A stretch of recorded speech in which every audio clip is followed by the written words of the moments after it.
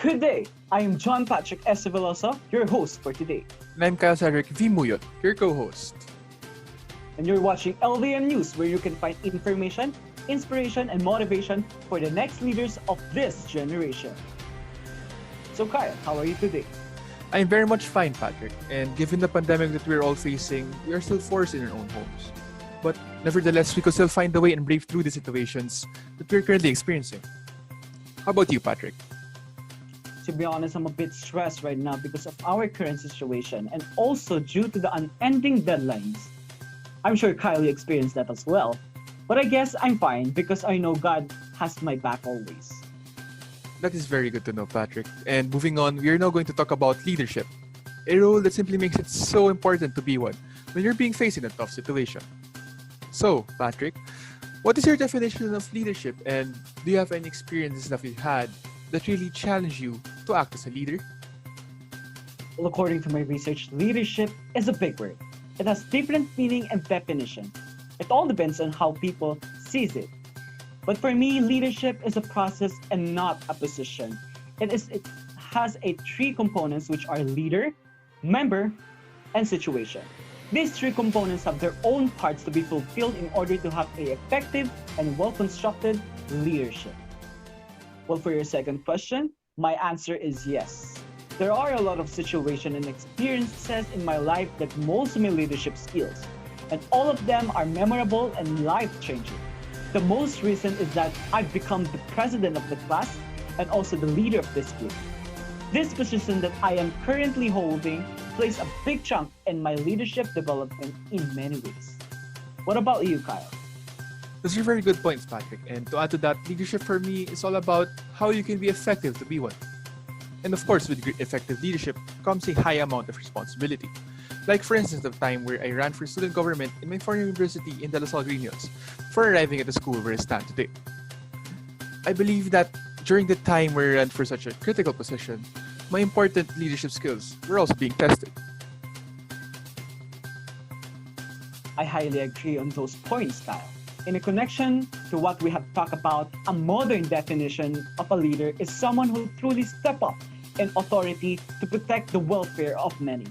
And a person that best suits in the driven criteria on local levels is none other than our city mayors. Yes, Patrick, I also do agree on that. And to provide a quick definition of it, a mayor is the highest ranking official of a municipal government, such as that of a city or a town. What are your thoughts about the mayors in our country, Patrick? Well, I believe that they are the epitome of leadership and a perfect role of model to others to follow. What about you, Kyle? Well, for me, being a mayor could be really quite tough, honestly. And you need to cater to the needs of the many in your governed area as they play an important key role in facing societal problems in his or her governed city, such as calamities. Yes, I absolutely agree on that, Kyle. Now, we have various notable mayors that prove effective leadership as an important role in their jobs. Like, for example, Isko Moreno of Manila, Vico Soto of Pasig, and many more. Yes, Patrick, those mayors have shown that they're capable of serving their citizens. And to add to that long list of noble mayors, we also have a notable mayor here with us today. Isn't it right, Patrick? Yes, it's right. She is the youngest mayor in the Philippines in her generation. Our guest for today is a former mayor of Abra at the age of 24, the youngest mayor of the Philippines during her time, a book author, leader of Tinggan women, awarded as a Tinggan royalty, once featured in Manila Chronicle magazine as their cover girl, a member of a Friendship Mission singer. She once performed in Great Wall of China and was featured in an articles because she proudly shown her culture in front of all Chinese people. Ladies and gentlemen, please welcome our guest and one and only Julia Dugayen Senga.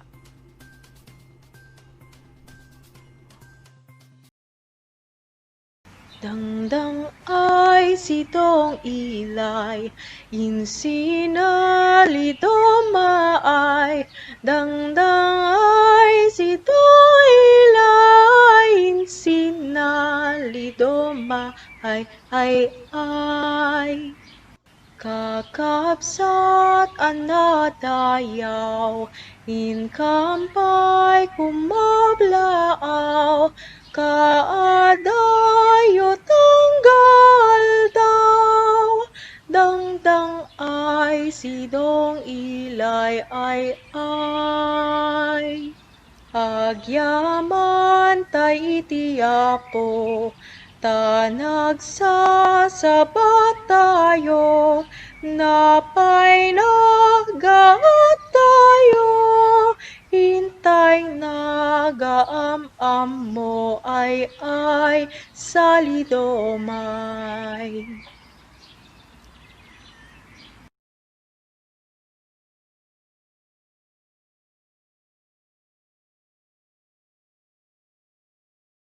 Good afternoon, ladies and gentlemen, and please welcome the youngest mayor in the Philippines, Miss Auntie Julia. Good Good afternoon evening, po. Auntie Julia. Good afternoon. What does leadership means to you?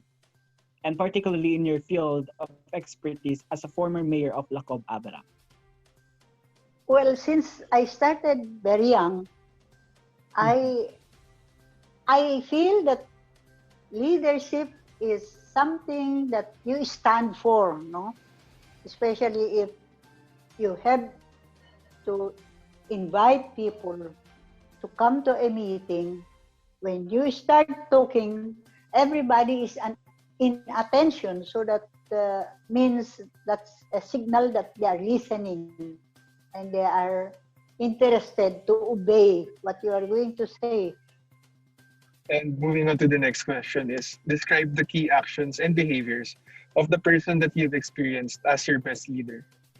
Well, sometimes, especially in those kind of meeting, you have to set the tune that nobody is talking unless he is called for. So, there are many of us who are young, and so some of us were always excited to do the first word, or to do the first reaction. And there were some elected members who are so excited and wanted to always talk. But as I said, we set the rule that nobody will be talking unless he is called. So, Okay. so the people displaying their action have to know how to behave. Because if they are not called, you're not supposed to be talking. Okay, that Right? is the actions and behaviors of a person that is leader to you, ma'am. So the next question is, who is your leader? Who is your best leader in your life? Well, there. Well, if you are asking me in my life, my best leader is my father. Why so? Because, because first of all, he foot the bill for my my political action. Second, he teach me, or he has all the people lined up to support me. I mean to say, he's my speaker, he is my funder, he, he, he, he provides the food because he was the one who directed the community people to butcher a cow first so that we will have something to eat while undergoing the mating. Okay? My father is my best leader. Oh. Do you think, ma'am, are leaders born or made? Well, it depends. If you are made, it is an automatic identification of your leadership. If you are born, it is a product of listening, of how people react to you when you are sharing with them your ideas. You can be born, you can be made, because your made is a product of your own learning on how to behave in front of followers. What is your definition of role model, Auntie? You seems to be if you are asking me, so I'm supposed to be the person who should be a model, no? Yes. If being a model is that you know, I grew up with a family kasi who has set directions in our life. Mhm. We only talk when it is important, and we discuss matters according to a prepared agenda. What is the purpose of the meeting? So in those moments of reacting or being a leader, people would just be able to assess you if you could be a model of a leader. So for the next question, follow-up question po. In what ways are role models important for leaders like you po? Yeah, you have to be very conscious of that, because people really would be watching you. How do you behave? I was single when I ran for this political office. So, yung mga magulang namin kasi, especially the elder ladies, dapat tama ang damit mo. Huwag mong ipapakita yung binti mo dahil kukuritin ka nila.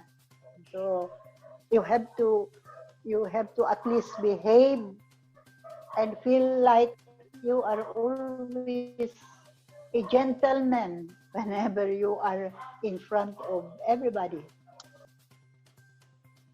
Who are your role models in your life? Sino ang mga role models nyo in your life? Definitely, it's my mother. It's my grandmother.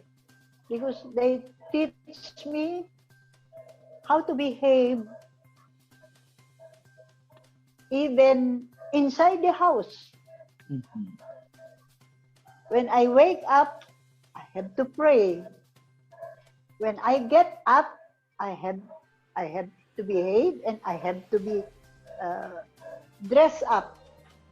Not really dressing up for a party, but you know, they will not let you wear a short pants or whatever kind of a dress that would show your legs, your thighs, itong hita mo.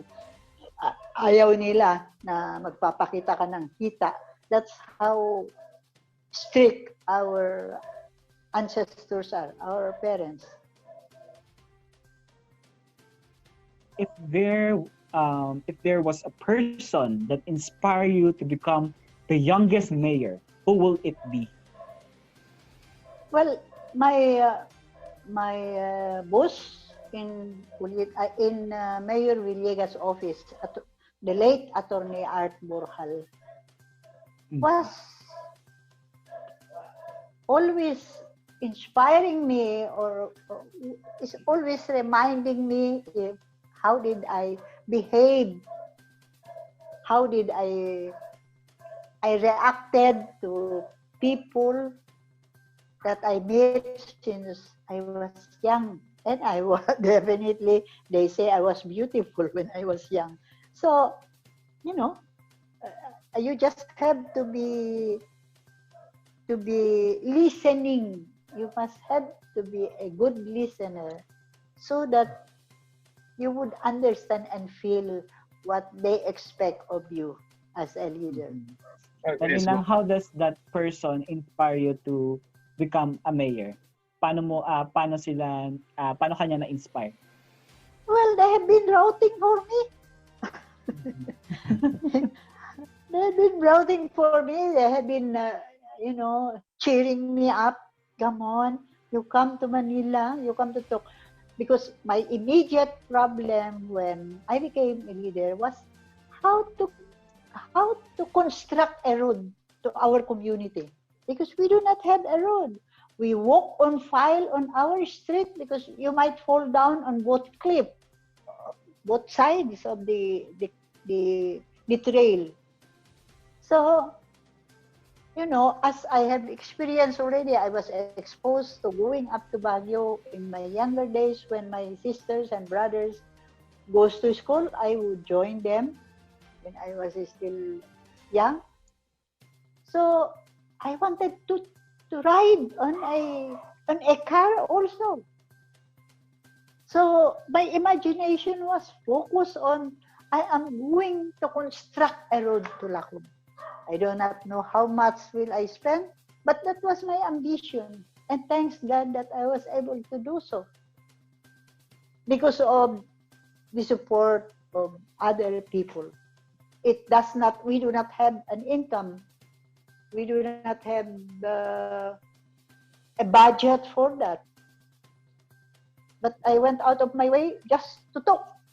That, in my first speech as a responder to the banquet, I said I have to walk 22 kilometers away from the national highway just to be able to wait for a ride going to the capital town so I could get a bus coming to Manila and be with you tonight.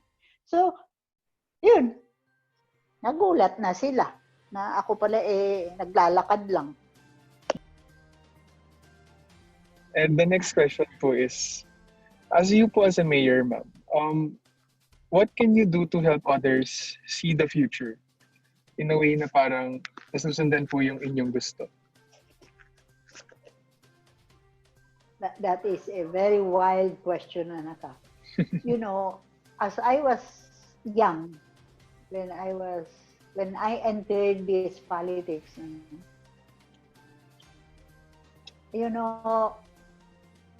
I did not have so much opportunity in my early part of being a politician to be dealing with everybody. So I just have to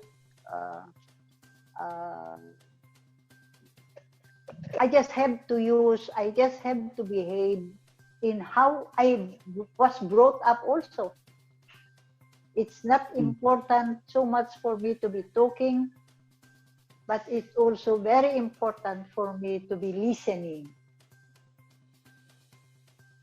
The next question is that, what are some of the actions that you need to take to initiate change in your municipality and encourage risk-taking?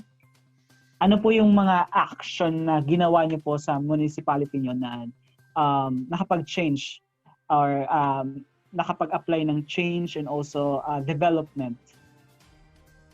When I go home, I always make it a point to have a meeting. Mm-hmm. I tell them of what happened, Mm-hmm. not only the joyful happenings, but also the frustrations that I have encountered. Mm-hmm. So they look forward to meeting me, even if they do not know that I was coming home. When they hear that I'm around, all of them at night will make a saling, that kind of a tree that you can light up and use it as your guide to come to the house.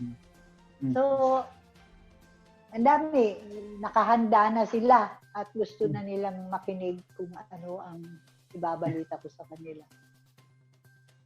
So, ano po yung mga project na ginawa niyo po sa municipality niyo? Well, marami rin, anak. I do not know if you can fathom to imagine it. Meron the water system was also a very important resource to be installed in the community. So since wala naman akong inhinyero noong una pa, ako na lang ang nagpe-personal initiative, nag-i-initiate. Marami akong, what do you call this? Dynamite Mhm. na sibak doon sa rock, doon sa source ng water. Mhm. So instead of letting the boys do it, I did it. I went on top of the water source and I had that dynamite buried on the rocks below me. So when I switched on the dynamite, nag-fall, nagiba yung bundok. So sumama na ako doon sa nagiba. Mabuti na lang tapos nang pumutok yung dynamite. Kung hindi, nasali ako sa putok.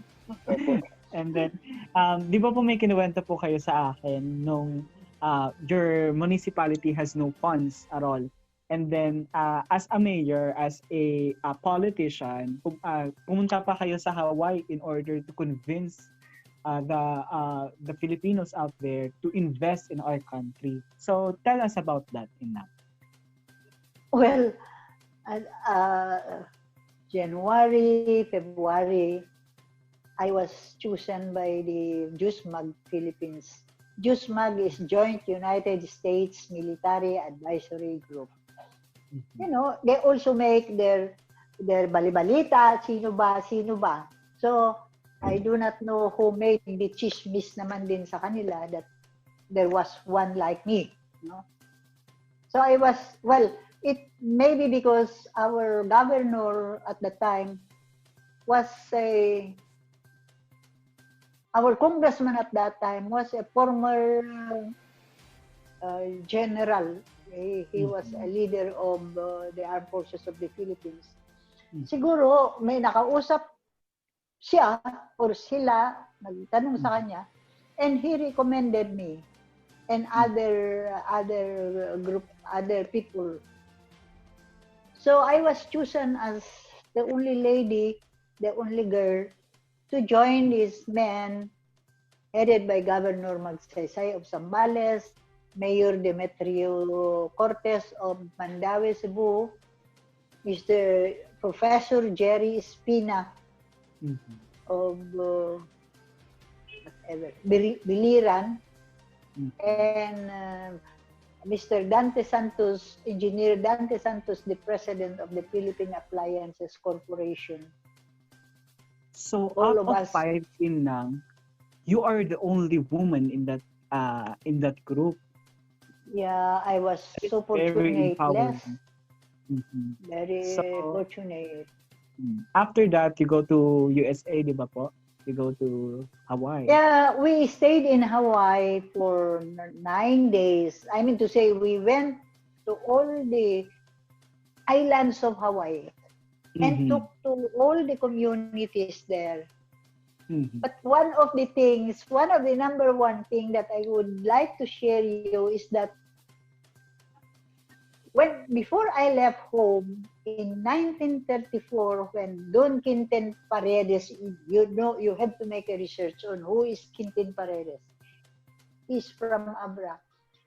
The Secretary of the Interior at that time had asked for all Ilocanos to possibly apply for that very important trip to go to Hawaii, to be working in the fields or whatever technology or whatever talent you have that you can contribute if you go to Hawaii.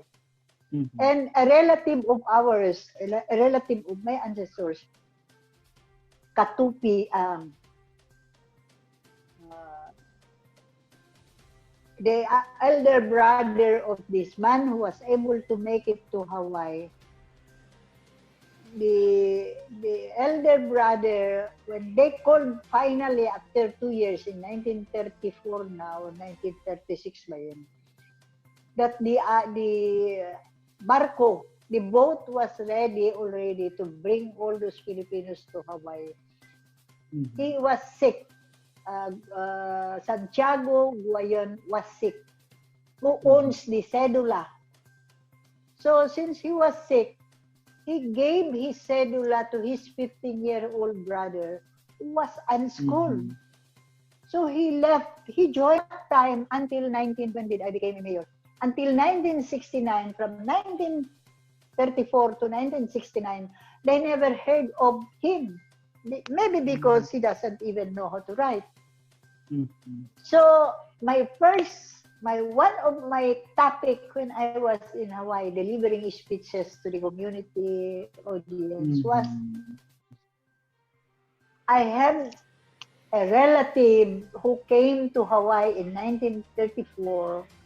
He Mm. was still unschooled, but since 1934 up to this time, nothing of our relatives had heard of him. No one among our relatives had heard of him.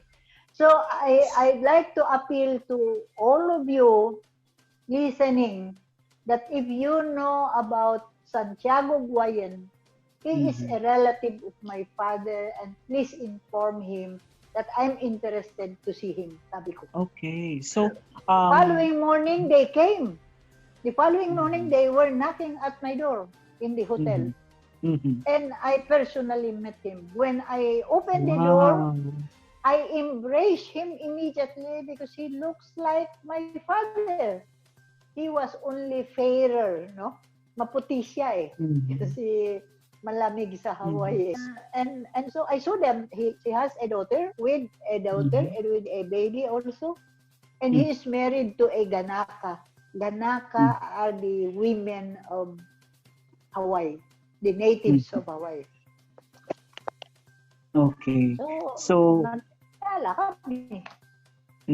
So, in lang when you go to Hawaii and then 'di ba po meron talaga kayong gagawin doon and which is to encourage other people to invest in our country.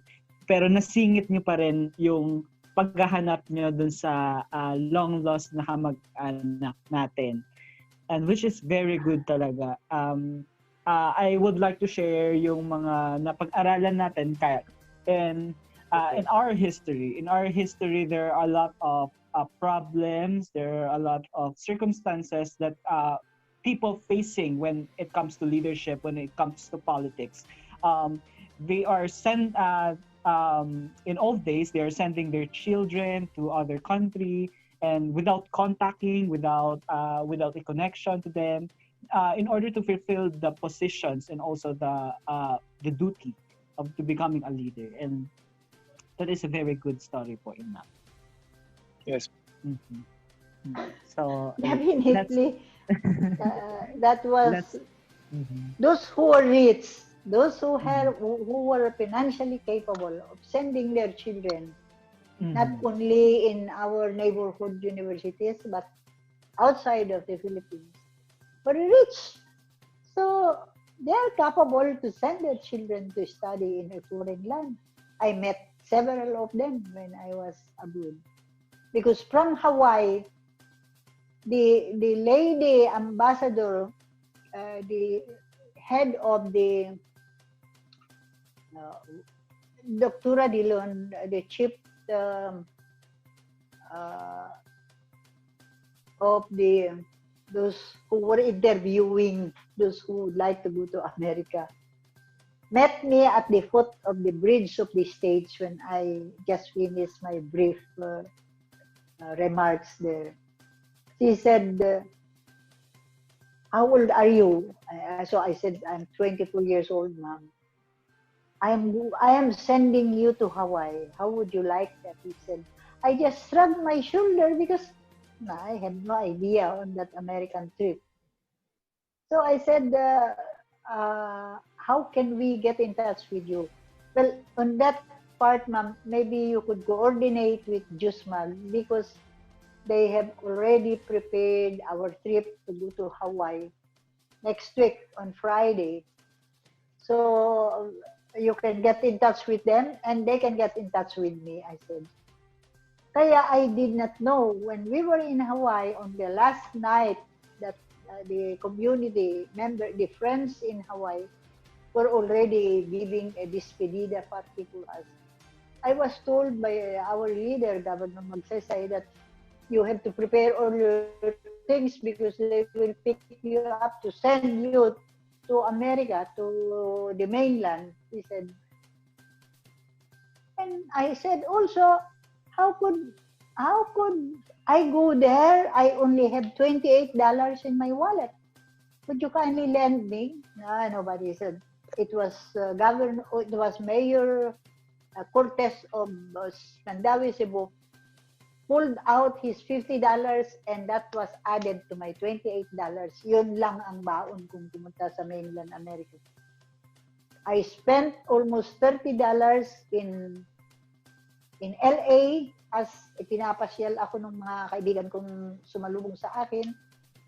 So when I arrived in Washington, D.C., I was looking at the menu because I was very hungry. Ang babayaran ko sa meal ko was $17. So I only had $8 left.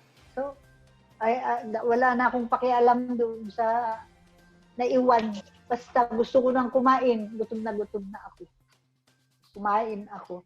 The following morning, I was fetched by the State Department representative, brought me to the International Visitors Bureau, and they prepared where do I want to go. So I stated all those things that I wanted to see in America, to the Indian Reservation in Iowa, to the United Nations building in New York, to the Grand Canyon, which we read in newspapers, and to other places. I went to 7 cities. And so they gave me a $1,400 initial expenses for the trip. Sabi ko, bibigay ko sa nanay ko yung $400. But when I was in Hawaii, I only had $200 left with me. So I just embraced my mother. Based on your based on your story, Inang, you're a leader who is a risk taker because hindi ka nagpatumpik-tumpik, talagang pumunta ka sa Amerika in order to convince the investors to invest in our country without knowing that there are a lot of risks that you will be facing on that country. Like, for example, you don't have enough money, you don't have enough resources, but you still continue to do your purpose, and that's we are so thank you. Let's proceed for thank the you next so question, much. Kyle. For you, ma'am, should leaders let their constituents fail? If yes, should it be a learning experience for them?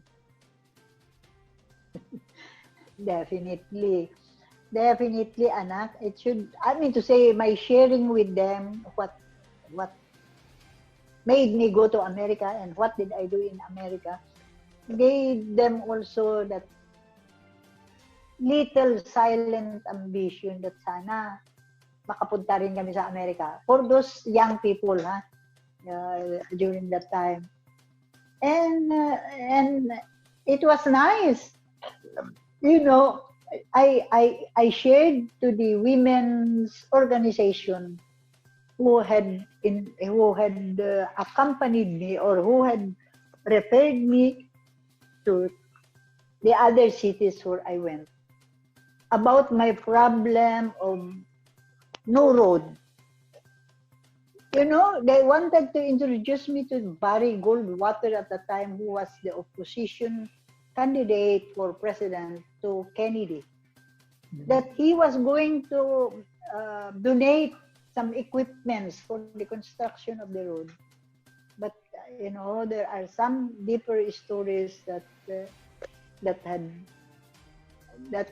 stopped me or that prevented me from accepting those dahil sa di ko pa alam kung makarating ba sa Lacob yung equipment na yun or kukunin lang ng mga matatalinong mayayaman na tao sa amin.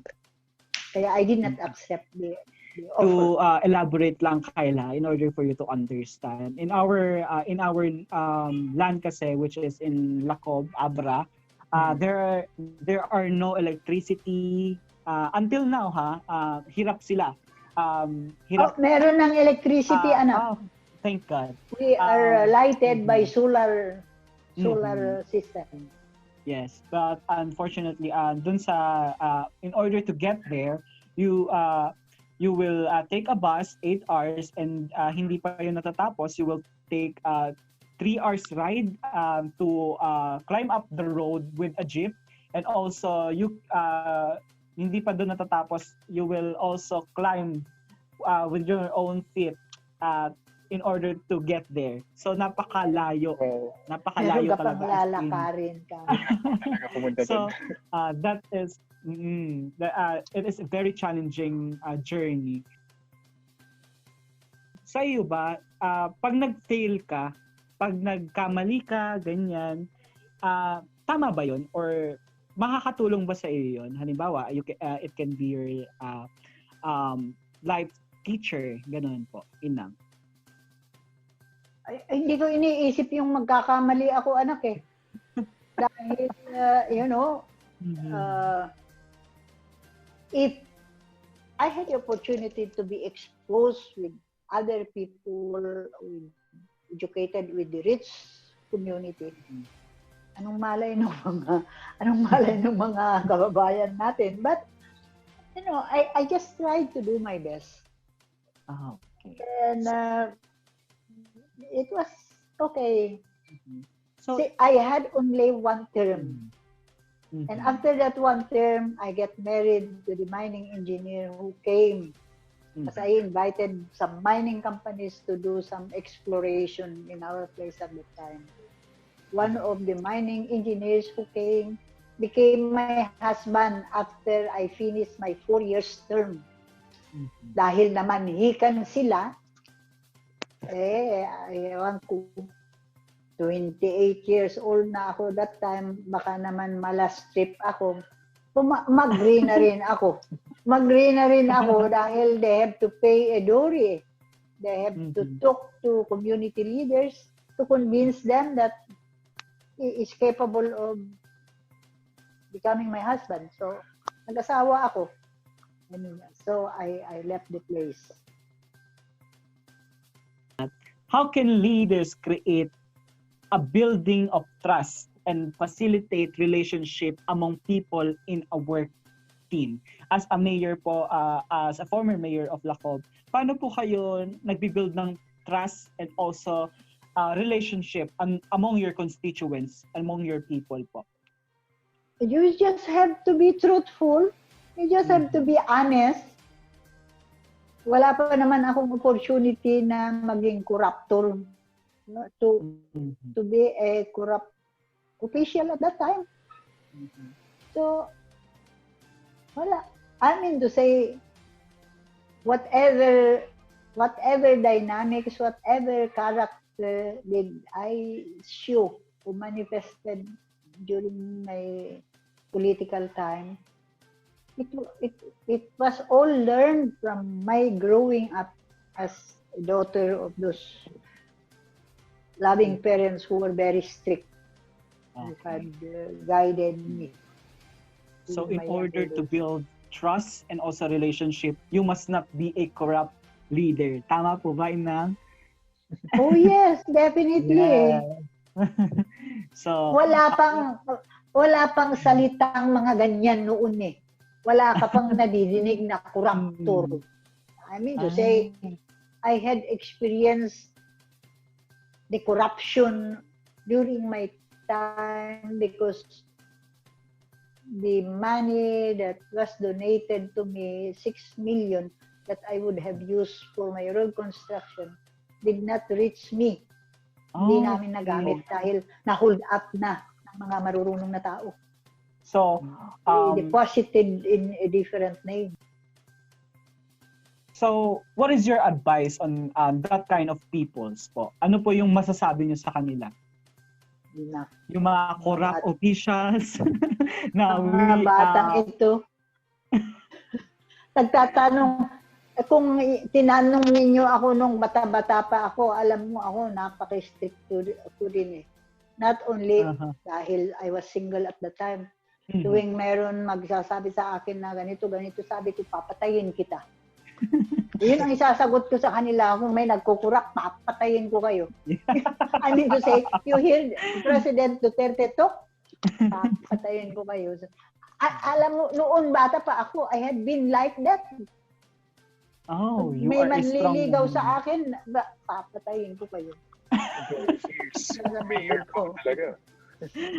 Very fierce talaga si Inang talaga, Kyle. Alam mo, she is well known. Her family is well known. Our family is well known back then also in politics and also to be the first, halimbawa, to be the first nurse in our country. Her sister, right, Auntie? My mother told me that your sister is the one of the first nurse in your town, and also you are the first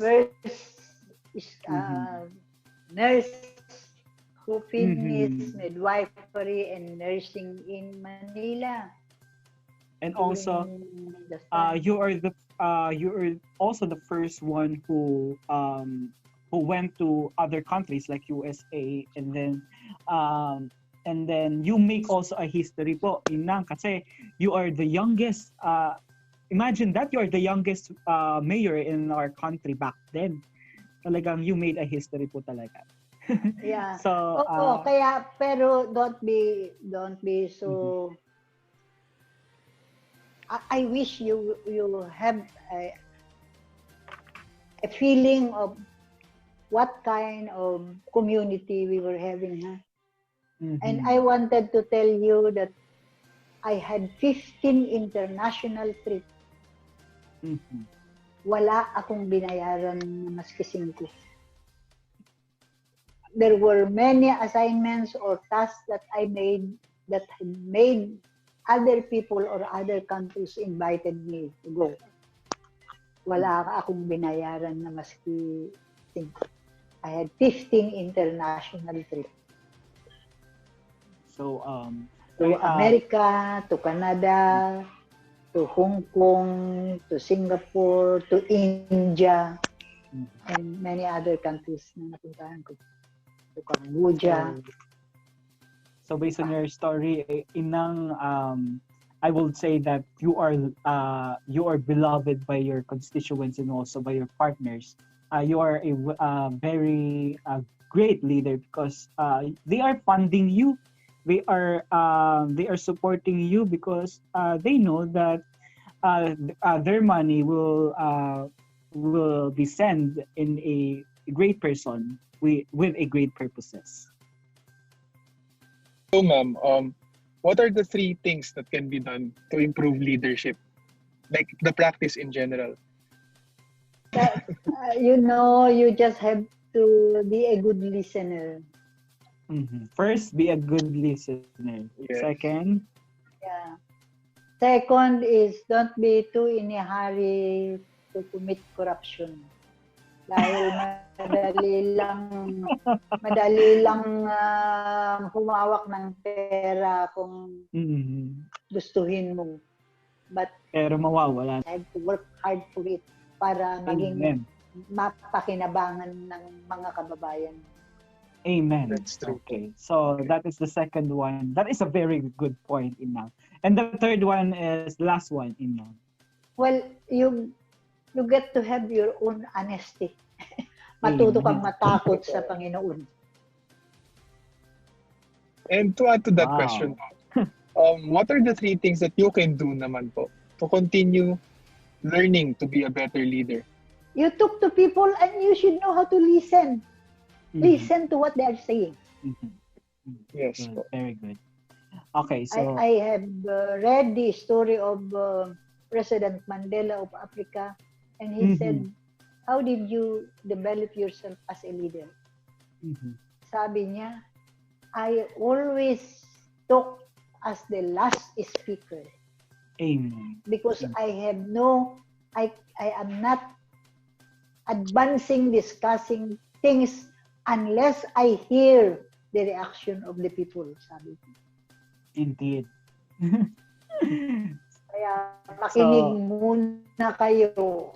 Oh, before you even leave, you ask your parents. Kung aalis na ako, ano bang maipapayo ninyo sa akin? Bibiyahe ako or meron kaming ganito? Meron kaming gagawin sa eskwelahan ganito? Nagpapaalam ba kayo sa mga magulang ninyo? Yes, yes. naman po. Yun na. Para, Sometimes. para the best advice could be heard from them bago Oh, kayo bumaba ng bahay. okay.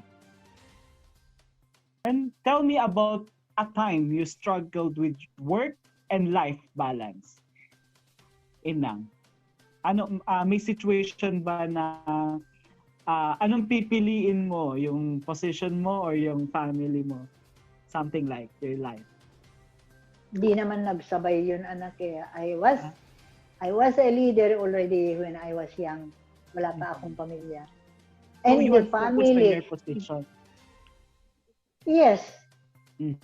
And when you have a family na, your priority is always the betterment of your family.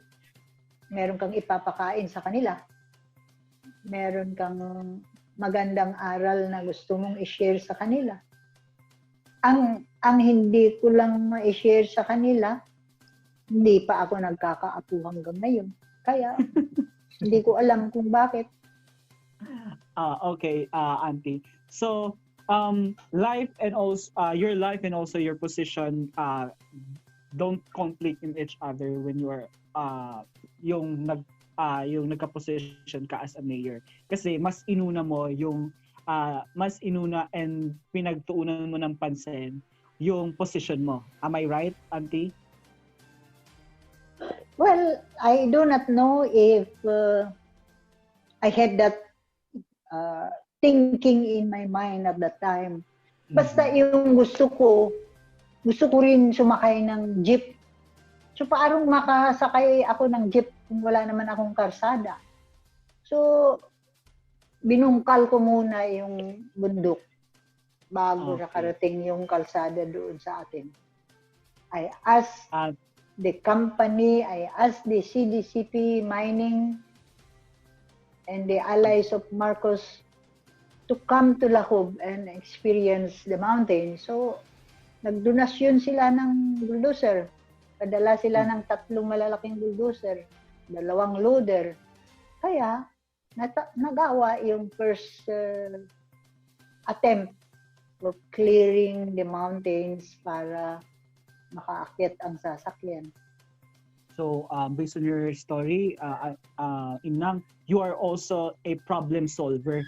Kasi you are not contented with that problems to be a problems all the time. You implement a solution on that problems in order for it to be better. So napakagaling mo talagang leader, Auntie. You talk to all the rich people around our country, and also the most powerful one, like Marcos's. We have a picture that on that. I will be showing it in our introductions and also in our ending.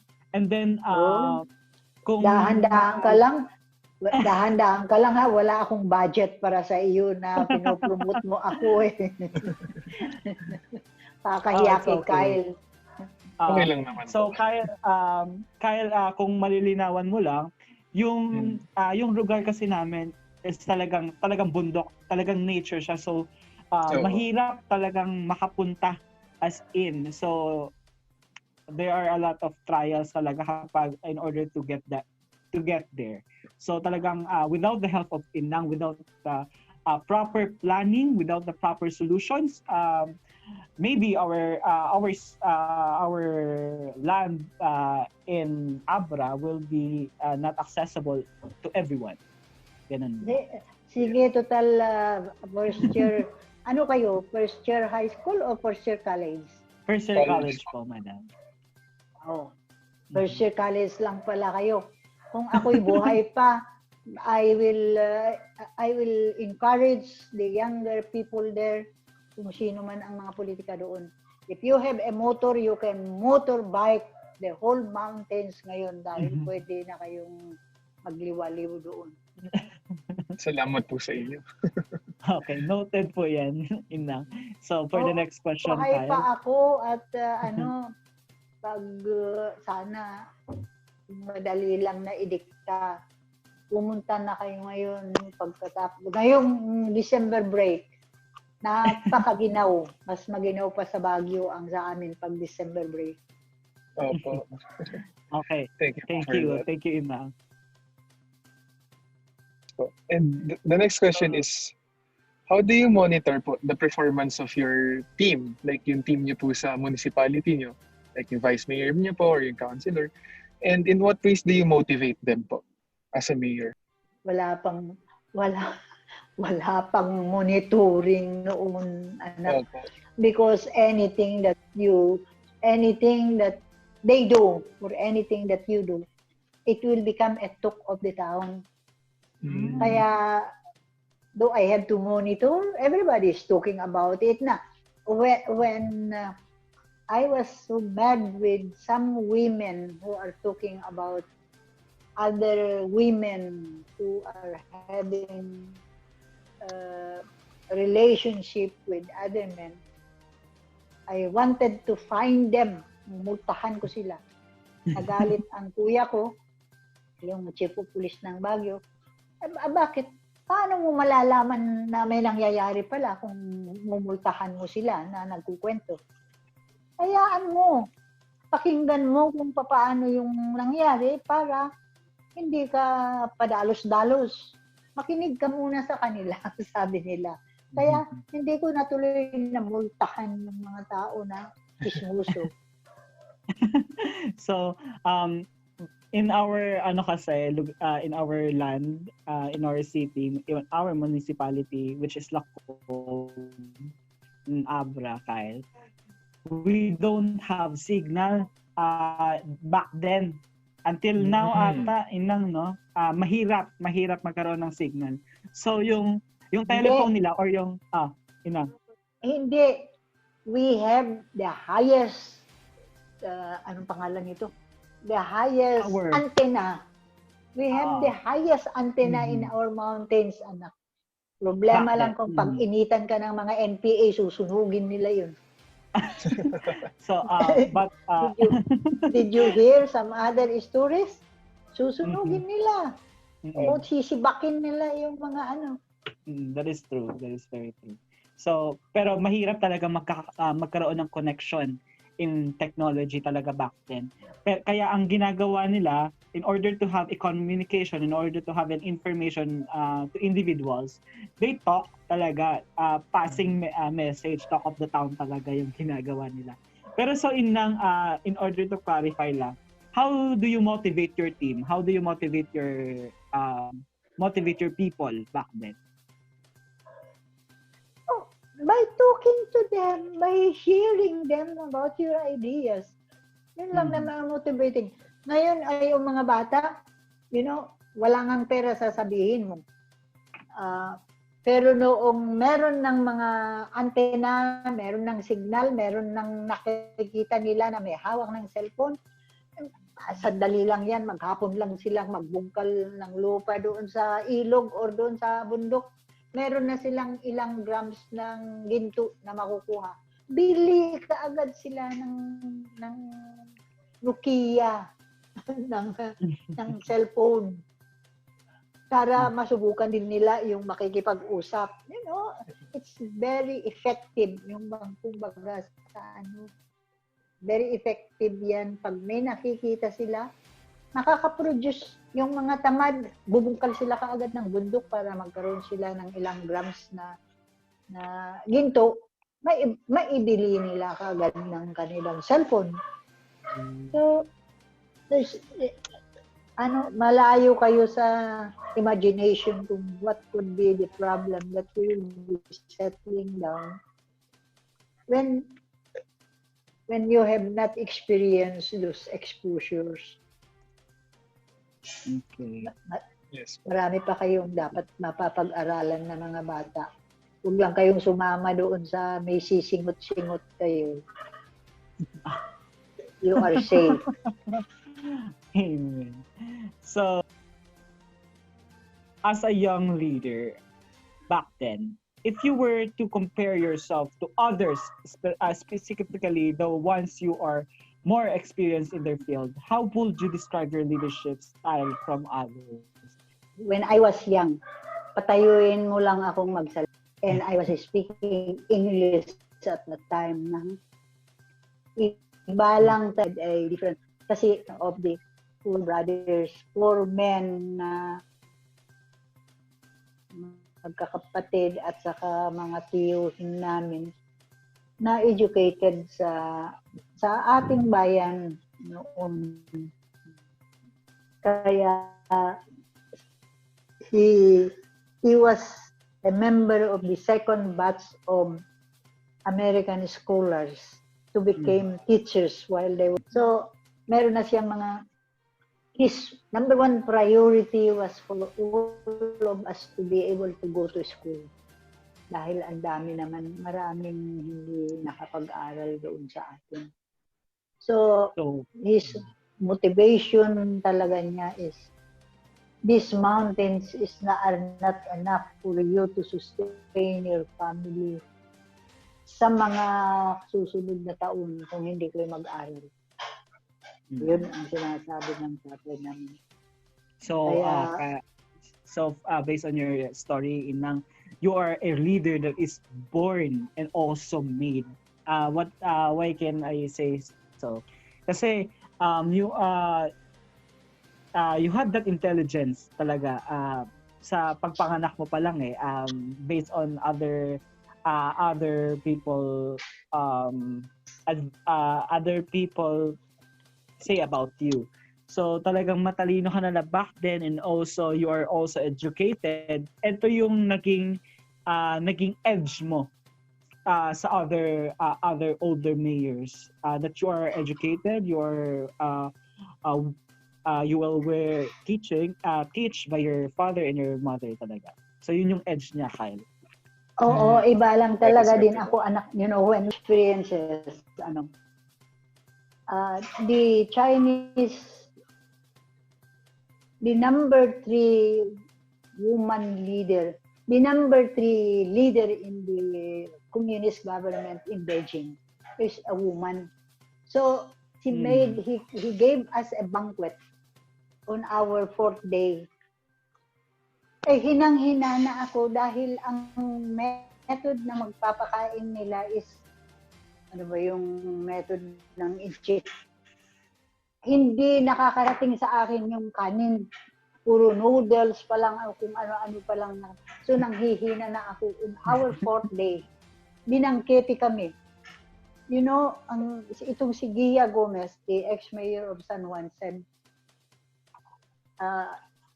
Mrs. Senga, our leader from the indigenous communities of the Philippines, will give the response doon sa presentation ng mga Chinese. Alam mo, nag-chant ako. I sang my chant sa kanila. Can you give us a sample on the with that chant, Inang?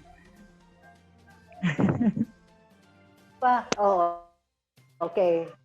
Sige, I'll do it. And I do it in Tagalog dahil natuto ang aking kultura. Paborikan sa aking katutubong kultura,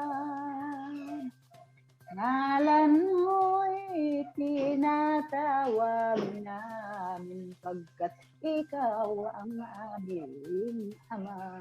Ay, mahaba ito, anak, kaya tama na yun. That's very good. So talaga. And Kyle, years after that, I said, oh, hello, meron chief executive officer ng Communist Party here in Manila na in-chick. Hello, sir. Hindi na ninyo ako kilala. Siguro, sabi ko, alam mo, walang in-chick dito sa Maynila na nakabasa doon sa dyaryo na makakalimot sa iyo because you were the only person who displayed your capacity as an indigenous leader na meron kang kulturang maganda. Sabi niya gano'n. Kasi nag-chant ako doon. Wala naman akong alam na sasabihin doon. Hindi nga ako marunong kumanta. So, I chanted my prayer. I chanted my response to them. Kaya nag-headline kami sa dyaryo, pero akala siguro nung mga nagbasa, nakakita ng dyaryo doon sa bahay, pinampunas na nila ng lamesa or what. Kasi puro inchik naman din kasi ang pagkasulat eh. So, But they were saying na, you know, kaya kami inggit sa'yo kasi meron din kaming magandang kultura sa China. Pero ang nakikita ng mga leaders namin, yung magsalita sila ng mataas na salita. Like, for example, ano ba yung mataas na salita ng Mandarin? They took Mandarin or they took the higher language. Marami naman silang para makalimutan na nila yung own kultura nila, sabi nila. So, that was another greetings or praise sa akin noon dahil ako lang ang nakagawa ng ganun. Sa Great Wall of China pa, ha? After all na binuldus nila yung mga tao doon sa plaza ng Great Wall of China because of their revolution. Kaya, sige. You make me proud talaga, Auntie. Teka, before you close, I bless you, Kyle and Patrick, dahil you were able to, kung sino ba ang connection ninyo na wala kayong limit dito sa ating Zoom meeting. This is another laurel for you, young people, na nakakonect kayo sa Zoom meeting na walang limit pa ang sinasabi dito sa And I congratulate you for that. Dahil you have the knowledge, you have the technology knowledge already. Hindi man, ngayon lang siguro din naman ninyo na experience, but you know how to tinkle with it because you have a basic idea on technology. And congratulations for that. The question is, what are the biggest challenges po that you faced as a mayor? Well, I am sorry that I never had experience to receive a financial support or funding from the government. When I was able to raise some donation, they advised my treasurer to deposit it in the provincial coffer. Kaya hindi na namin nakita ng maski isang kusing doon sa 6 million na donation na na-solicit ko dito sa Maynila. Okay. So that is the part biggest of my challenge. stories. Nakorap talaga si ng ibang tao. So the last question is, do you have a regret to become a mayor? Do you regret being a mayor in now? Wala, because hindi ako nagkautang sa panahon. I mean to say, hindi ako nagpatumpik-tumpik. Hindi ako nagpa-beauty lang because I was already beautiful. I was already beautiful. Hindi ako gumastos ng mga ganun. And I never had the... Well, there were many instances that you can only be somebody else kung ikaw nagmamadyong, nagrurulet, yung nagtutungit, whatever were the gambling. Pero salamat naman na I did not stay as a gambler. Kaya ang mga experience ko, maraming natalo sa akin dahil hindi ako marunong magpung kung kailangan na ipung. So, yun lang. So you don't have a regret because you become the mayor, ideal mayor in that time talaga.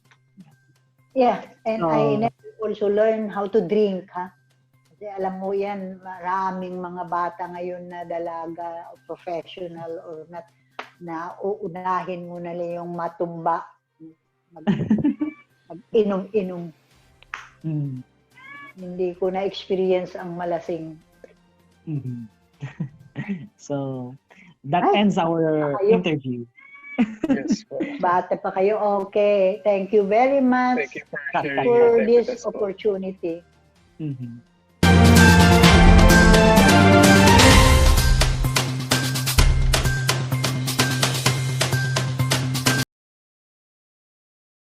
Dangdang ay sitong ilay, insinalidomaay. Dangdang ay sitong ilay, insinalidomaay. Ay. Kakapsat anadayaw, inkampay kumablaaw, kaadayo tanggal daw. Dangdang ay sidong ilay ay. Agyaman tay itiyapo, tanagsasabat tayo, napay nagaat tayo, hintay nagaam-am mo ay salidomay.